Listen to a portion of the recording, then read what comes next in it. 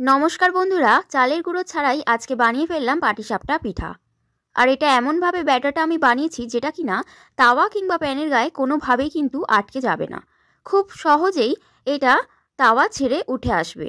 দেখো ঠিক এই রকম। আমি এটা কিভাবে বানিয়েছি সেটা দেখার জন্য পুরো ভিডিওটা দেখার অনুরোধ রইল। তাহলে চলো শুরু করি। তার জন্য একটা বাটির মধ্যে নিয়েছি 1 কাপ ময়দা আর হাফ কাপ সুজি, আর দিচ্ছি সামান্য লবণ, আর রুম টেম্পারেচারে রাখা 1 কাপ দুধ, আর দিচ্ছি উষ্ণ গরম জল 1 কাপ। জলটা কি করতে হবে, তোমরা ব্যাটারটা গুলতে থাকবে এবং জল যতটা পরিমাণ লাগবে সেই পরিমাণে দিয়ে দেবে। দিয়ে খুব বেশি ঘন রাখবে না, ব্যাটারটা একটু পাতলা করবে। তার কারণ এটা রেস্টে আমরা রেখে দেবো 15 মিনিট। 15 মিনিট রাখার পর ব্যাটারটা, সুজিগুলো যখন ফুলে উঠবে তো ব্যাটারটা একটু ঘন হয়ে যাবে। তো দেখো ঠিক এরকম পাতলা মতো হবে ব্যাটারটা। তো এটাকে আমি রেস্টে রেখে দিচ্ছি এখন 15 মিনিট। 15 মিনিট পর দেখো খুলে আমি দেখে নিচ্ছি ব্যাটারটা আগের তুলনায় একটু ঘন হয়ে গেছে, কারণ সুজিগুলো ফুলে উঠেছে। তো আমি এই ব্যাটারটাকে রেখে দিচ্ছি সাইডে। এবার একটা কড়াই গরম করে নিচ্ছি। কড়াই বেশ ভালো করে গরম হয়ে গেলে এর মধ্যে দিয়ে দিচ্ছি নারকেল কুড়ো।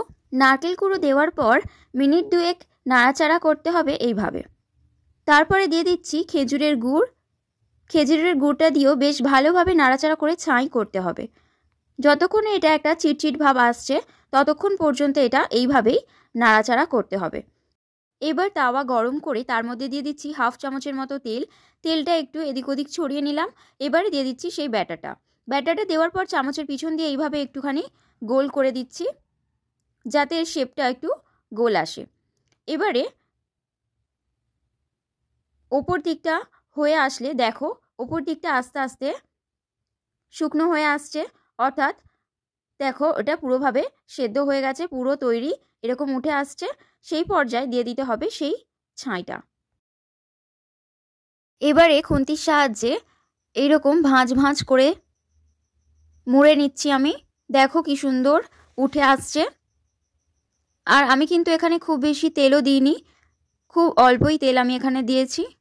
তো দেখো তৈরি হয়ে গেল আমার পাটিসাপটা পিঠে। খুব সহজেই তোমরাও এইভাবে ঝটপট বাড়িতে বানিয়ে ফেলতে পারো। তো এইভাবেই আমি সবগুলো বানিয়ে নিয়েছি। আজকের ভিডিওটা কেমন লাগলো আমাকে অবশ্যই জানাবে। আশা করি তোমাদের খুব ভালো লেগেছে। আজ এইটুকুই, খুব তাড়াতাড়ি দেখা হবে নতুন একটা ভিডিওর সাথে। সবাই ভালো থাকবে, সুস্থ থাকবে। ধন্যবাদ।